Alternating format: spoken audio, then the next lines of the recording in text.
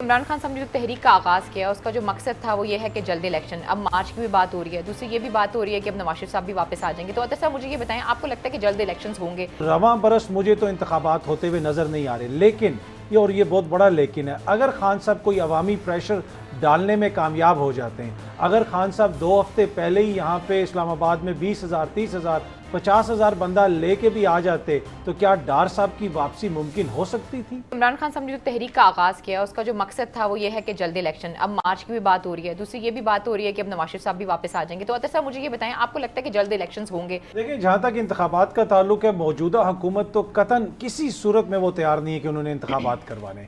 और अब डार साहब की जो वापसी है उसको मैं देखता हूँ कि उससे ये जाहिर होता है कि हुकूमत ये फील करती है कि हर गुजरते दिन के साथ उनकी पोजीशन मुस्तहकम होती जा रही है। तो रवां बरस मुझे तो इंतखाबात होते हुए नज़र नहीं आ रहे, लेकिन ये बहुत बड़ा लेकिन है, अगर खान साहब कोई अवामी प्रेशर डालने में कामयाब हो जाते हैं, अगर खान साहब 2 हफ्ते पहले ही यहाँ पे इस्लामाबाद में 20,000, 30,000, 50,000 बंदा लेके भी आ जाते तो क्या डार साहब की वापसी मुमकिन हो सकती थी?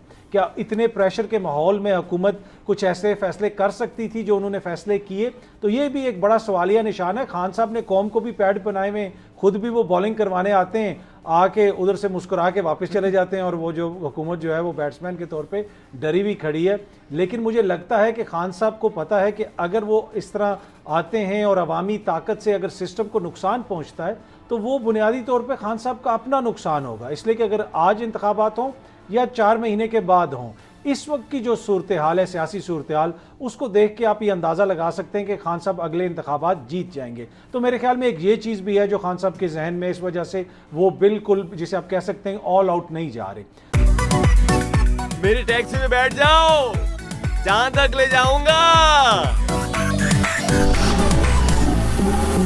आई है टैक्सी कैश, टैक्सी कैश, आई है टैक्सी कैश, टैक्सी कैश, आई है टैक्सी कैश। कभी टैक्सी वाले ने सवारी को किराया दिया, सुना है ये सीट नहीं हॉट सीट है। अब जिंदगी में करेंगे ऐश, क्योंकि आ गई है टैक्सी कैश। टैक्सी कैश, आई है टैक्सी कैश, पीर और मंगल रात 9 बजे सिर्फ बोल एंटरटेनमेंट पर। सबसे ज्यादा व्यूज, सबसे ज्यादा रील्स और सबसे ज्यादा रेटिंग के साथ बोल अब भी नंबर 1 पोजीशन पर बरकरार। सब्सक्राइब करें और बेल दबाएं ताकि कोई खबर रह न जाए।